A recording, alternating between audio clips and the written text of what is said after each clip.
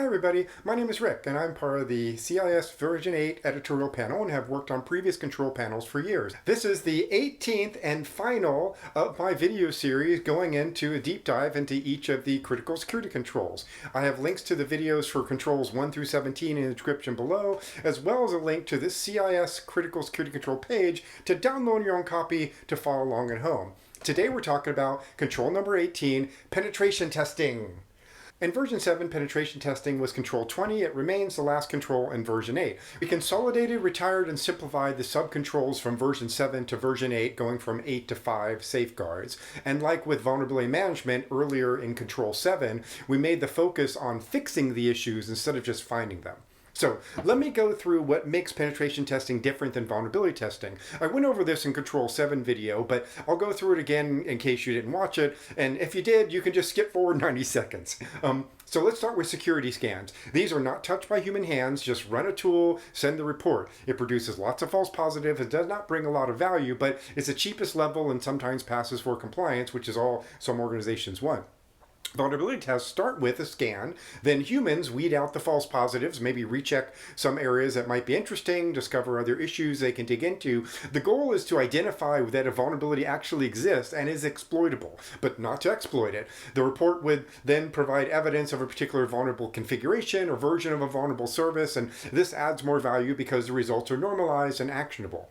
Pen tests start with a vulnerability test, but then exploit any found vulnerabilities to see how far you can get. Often we would leave droppers on systems, like they're little files that are like, "We were here" messages to prove that we had access, or even change desktop backgrounds of executives to kind of prove the point. There was a sub-control in version 7 about red team exercises that we took out. Red teaming is like penetration testing, but you are mimicking a specific threat actor or capability. Pen testing is kind of like use whatever you got to get in. Red team is use just specific tools and tactics that a specific adversary uses. I heard a few people out of the NSA red team many years ago. They always got excited when they did their first commercial pen test because they'd ask like, which tools can I use and how far can I go? And I'd say, do whatever you need to get as far as you can get. That lifting of limitations was liberating to them since they were used to only focus on these systems or this network and use these specific tools. Things may have changed in the last 18 years, but that's how they felt back in the early 2000s. I also want to give my pen test rant that I kind of teased back in the Control 7 video. Okay. So I was a pen tester in the early days of commercial pen testing. I've seen the industry evolve, and not in a good way. I used to say that back in the early 2000s, teams like mine, and we all knew each other because the industry was very small, were the best hackers in the world. In the late 90s and early 2000s, we all had the same Wall Street bank customers who would rotate through us for online banking application pen testing. And we also had large retailers or online store with their online stores or pharmaceutical companies reviewing their drug trial applications. We were better than the hackers in the wild because we all had to make our customers better. And in doing that, we had to figure out new ways of continuing to find vulnerabilities. The hackers in the wild had plenty of like doorknobs that they could go rattle to open doors. Anyone old enough to remember Windows Unicode exploit? We developed the testing methodologies and wrote our own tools to accomplish our tasks, but then those tools started to be commercialized and simplified. And I'd say around like 2005, 2010s, the tool got better and the people got worse. I remember interviewing pen testers in 2013 who had been doing it for 5 years and had no idea what the syntax was to run in command line scans. All they knew how was push a button and deliver a report. But even saying all that, today there are still a small number of great pen test teams that do artisanal, bespoke testing and create their own tools and exploits. Some of these people I worked with 20 years ago are still doing the job today. I moved to management pretty quickly because I wasn't that good. But understanding the trade cap really helped me manage the pen testers and work with the customers. Anyway, if you agree or disagree, please feel free to let me know in the comments. Enough of my ranting. Let's get to the safeguards. Okay. Let's look at safeguards for Control 18. I'll post the Control 18 safeguards on the left, and like I said, there's only 5 compared to the 8 in Control 7, but we retired most of them. And while there's only 5 of them over here, it's going to be a long video based on how it's going so far. So, sorry about that. Remember, we renamed them from sub-controls to safeguards. We reordered the safeguards to align with the implementation groups. All the safeguards are implementation group 2 or 3. 18.1, establish and maintain a penetration test program. This rolls up pretty much most of the version 7 subcontrols. 20.1, establish a penetration testing program. 20.3, perform periodic red team exercises. 20.4, include tests for presence of unprotected system information and artifacts. 20.5, create a test bed for elements not typically tested in production. 20.6, use vulnerability scanning and penetration testing tools in concert. 20.7, ensure results from penetration tests are documented using open machine-readable standards. And 20.8, control and monitor accounts associated with penetration testing. All these elements should be within the program in some way as applicable. 18.2, perform periodic external penetration tests. This comes from 20.2, conduct regular external and internal penetration tests. You see, we had 2 asks in version 7, which we don't do in version 8. We moved internal testing to 18.5. 18.3, remediate penetration testing findings. This is a new safeguard, but prior to the point for doing testing. I think I made that point in my Control 7 video, that the goal of vulnerability and penetration testing is actually fix weaknesses. 18.4, validate security measures. This is a new safeguard after the pen tests. Don't just fix the vulnerabilities that were used to get in, but also review your security architecture, configuration management program, tool use, monitoring, alerting systems, process procedures, or any rule sets that might be inadequate. So like we talked about in application security, look into the root cause. Don't just fix the vulnerabilities. This is the first of the 2 implementation group 3 safeguards. The other being 18.5, perform periodic internal penetration tests. This is sometimes controversial because it's like shooting fish in a barrel. People do internal vulnerability scanning regularly, but rarely do penetration testing. And though my knowledge could be outdated, maybe they are, and I'm not seeing it. But this was partially because the scope is so much bigger than external tests. You might have a dozen exposed devices externally, but hundreds or thousands internally. And the cost of testing was based on how many systems were in scope. But this also resulted in long reports with lots of findings. And we used to talk about how networks being hard and crunchy outside, but soft and chewy inside. So as well as being expensive to conduct, internal pen testing was also expensive to remediate because there were hundreds of pages of vulnerabilities. Back then, we didn't have cloud or hosted systems, so the scope was mostly desktops and back-office automation servers such as email or file shares or internal applications. Lotus Notes, anyone? There might be servers and data centers, but they were usually separate from the corporate network. But I think it's still important to do internal pen tests because today's adversaries will usually get in through compromised credentials or drop malware through phishing or malicious URL, and then traverse through the environment, living off the land as we say, to gain and maintain persistence. Internal pen tests would help discover weaknesses that make that traversal easy. You'll see that we got rid of most of the subcontrols in version 7, so let me go through those quickly. 20.3, perform periodic red team exercises. Like I talked about, the difference between red teaming and pen testing. There might be a reason you want to do red teaming, then that would be documented in your program, but we're not requiring it for everyone. 20.4, include tests for presence of unprotected system information and artifacts. This was originally about protecting architecture diagrams, configuration documents, password stores, etc., but that's not about pen testing, but about data protection, and that would be in Control 3. 20.5, create a test bed for elements not typically tested in production. This was meant to be for control systems, which you usually don't want pen tested for stability reasons. And again, if you have this requirements, it would be in your program, but again, we're not requiring it for everybody. 20.6, use vulnerability scanning and penetration testing tools in concert. This is redundant. As I mentioned before, I described the difference between vulnerability testing and pen testing starts with vulnerability tests. I think this may originally have been more related to red teaming, though. 20.7, ensure results from penetration tests are documented using open source machine readable standards. This is handy for large mature organizations to automate the collection and assignment of findings, but if you have this requirement, it would be in your program. 20.8, control and monitor accounts associated with penetration testing. This is an account protection thing, not a specifically pen testing thing, so it would be managed in Control 4 about account management.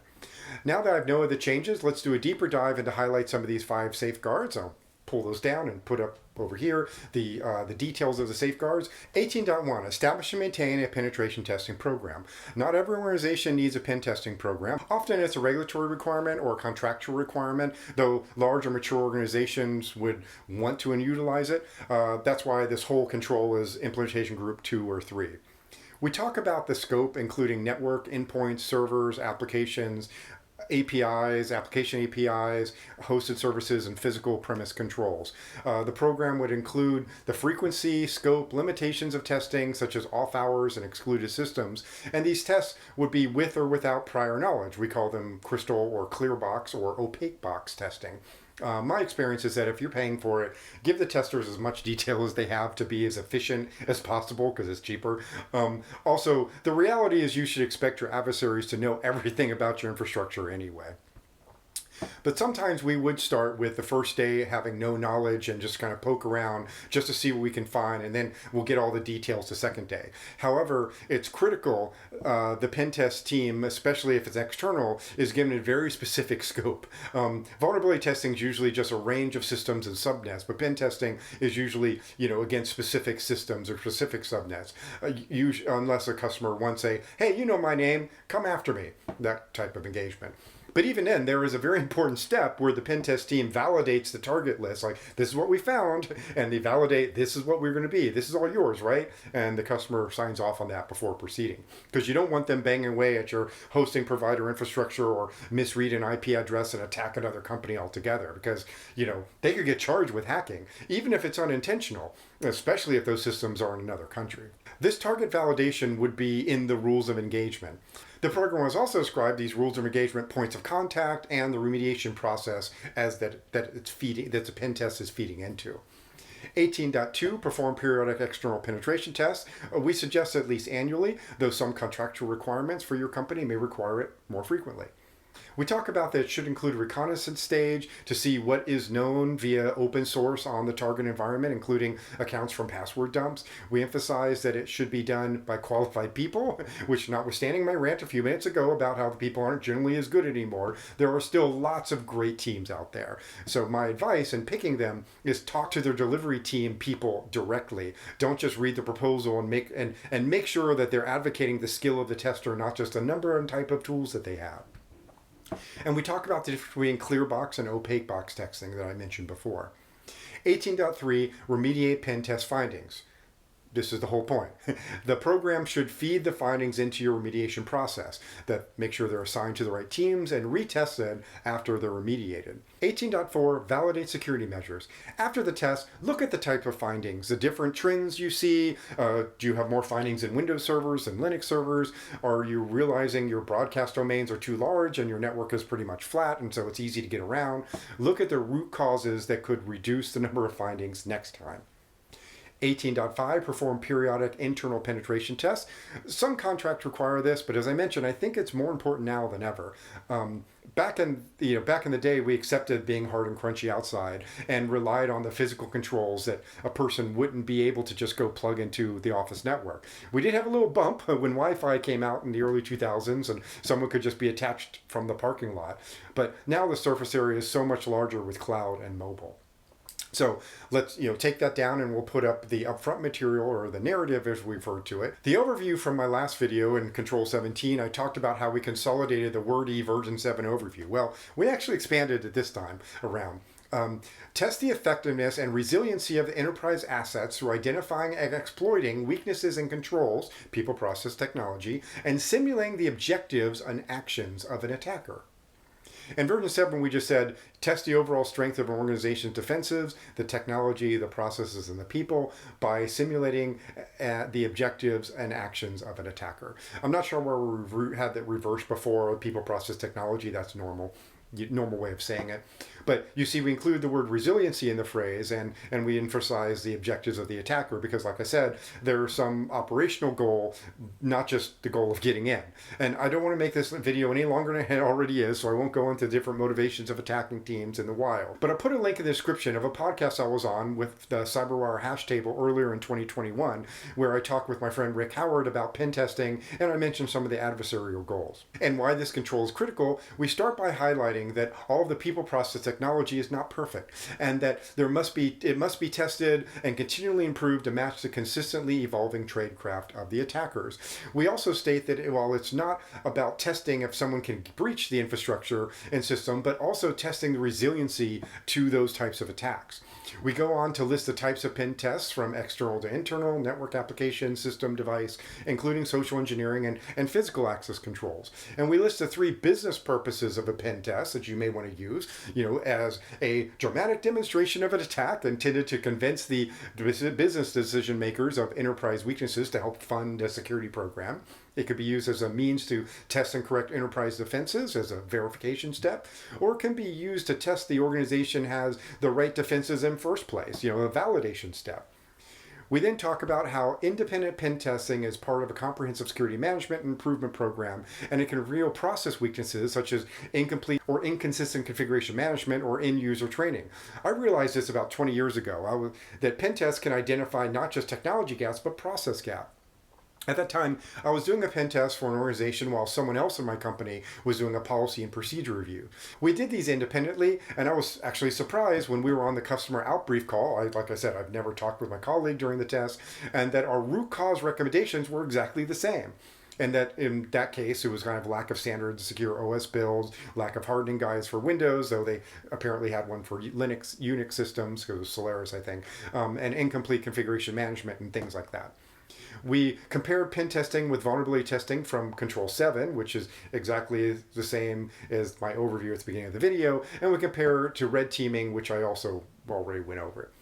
For procedures and tools, I'll switch to page 2, we start by going through the different phases of a pen test. There's reconnaissance of the organization and their environment, scanning to identify vulnerabilities, exploiting those vulnerabilities, and if compromised, set up a command control channel, then start to traverse and get deeper into the infrastructure. Then a report is created, recommendations are developed, and then we brief the customer. We discuss pen tests are expensive, complex, and can introduce risks of their own. So they require experienced people from reputable firms. Some of the risks we list are unexpected shutdown of systems, corruption or deletion of data or configurations, and the criticality to protect the pen test report itself, as it's basically a recipe for how to break into the network. Not maintaining control over that document can be very, very harmful to your health. You also want to make sure that the firm are legitimate consultants and not some gray hat hackers who are doing double duty and doing corporate work to identify weaknesses that they then share with criminal group friends. If someone contacts you saying that they scanned your environment and found vulnerabilities, so you should hire them to do a comprehensive test, tell them to go away or maybe even report them, because that's not how this business works. We go through the importance of the clear scope for penetration tests and setting up the rules of engagement. We suggest that while you would normally focus on assets of highest value or importance to the business, it's also important to include other assets because they could be pivot points if they're compromised. The rules of engagement will include the duration of the test period, the time of day for testing, the testing approach, obtaining the source IP addresses of the testing environment, so if you see traffic from somewhere else that it might legitimately you being hacked. So and the organization will know when the test is going on and who is a point of contact on both sides if there's a problem. And there will always be a problem. I can tell you firsthand that if anything happens on the network during a pen test, a server goes down, the network is slow, the pen test is going to be blamed, even if it was on systems not even within the scope. Once I was even called when electricity went out in the building. They thought that we had caused that. I can say that rarely those calls ended up being something that we did, but we would usually help investigate to find the real root cause and prove it wasn't us. Yes, occasionally we would knock over a box, which was unstable in the first place, or trigger their IPS to block legitimate traffic. But we always point out that it's better that it happened when in a controlled environment where you know what's going on, than wonder why your 10-year-old HPUX server would crash a couple times a quarter, which was because someone was scanning it. We also mentioned that many pen tests are conducted through third-party legal counsel to protect the report from disclosure. This isn't just to protect the report from getting to attackers' hands, like I mentioned before, but from a liability perspective. For instance, if there's a breach which spawns a lawsuit and they subpoena the pen test reports and reveal you knew a particular exploit was present but never fixed it, that would be bad. Of course, if you fix all your findings, then you wouldn't have anything to worry about, right? We wrap up this section by talking about how the controls provide high priority steps to improve your security posture, and that supports the pen testing, and list a couple of resources that might be useful. the OWASP penetration testing methodologies for application testing, and the PCI Security Standards Council pen test guidance for the payment card industry. So that wraps up Control 18. Hopefully this was helpful for me to go over the changes between version 7 and version 8 with a little discussion along the way and a few stories mixed in. If you haven't already, please go and download the controls yourself from cissecurity.org. And if you have any questions or comments, sign up for the Controls Workbench. The link is in the description as well, where you can post questions and perhaps contribute to the next version. This also wraps up my series on the critical security controls. I might edit these videos together into a single long video and just taking the safeguards section out and removing the front and back portions to kind of pare it down. Let me know in the comments if that's something you'd like. I'll start now posting talks on other security topics. Some that I've mentioned in other videos. I'll have to go back and look and see what I committed to. So look for those coming soon. And please leave a comment for any other topics that you'd like me to dig into for you. And as always, feel free to leave a comment below. And don't forget to like and subscribe. Thanks for watching. Hi everybody, for my final outgoing picture, I go back to the very first video where I showed the little felt wolf man. Well, he's dressed up for the holidays and he gained some friends. I hope you enjoy. Have a great day.